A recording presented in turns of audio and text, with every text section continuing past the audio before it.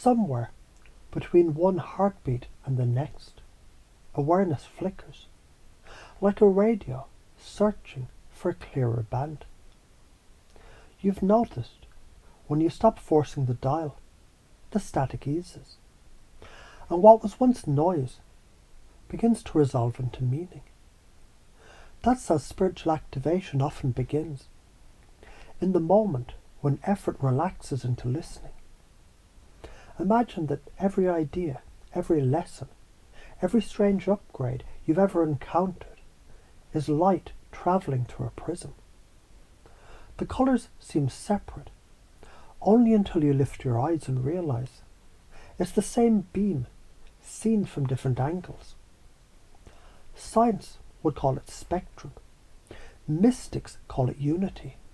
Either way, separation was only a labelling mistake. You already know how to channel. Every time you pick up a feeling before words, or sense a mood in a room, or speak truth that surprises even you, that's channeling, wearing everyday clothes. The training is not about inventing a gift, but refining reception, learning which frequencies are you, and which are just passing through. Notice how that thought alone shifts the way you breathe. Now zoom out, chunk up to the bigger frame. If each person is a cell in a planetary nervous system, every private act of clarity becomes a public signal. A single neuron firing differently teaches the network a new pattern. That's the cosmic reason small practices matter. And what happens if you ignore the nudges? Not punishment, just feedback. Energy stagnates.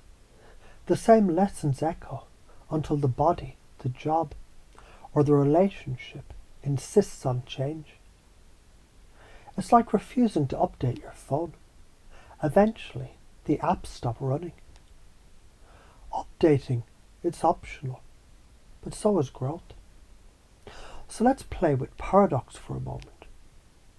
When you surrender, you gain control. When you try to control, you lose signal. That's not mystical, it's mechanical. Systems synchronize by phase, two pendulums swinging until they match. Your nervous system and consciousness, they're doing exactly that each time you meditate, breathe, or forgive. Think of beliefs as the code behind the interface. Rewrite a single line. I can't. To I'm learning how. And the whole program behaves differently. The side effect of not editing is just running outdated code and calling the lag faith. And what of the future? Imagine following these techniques.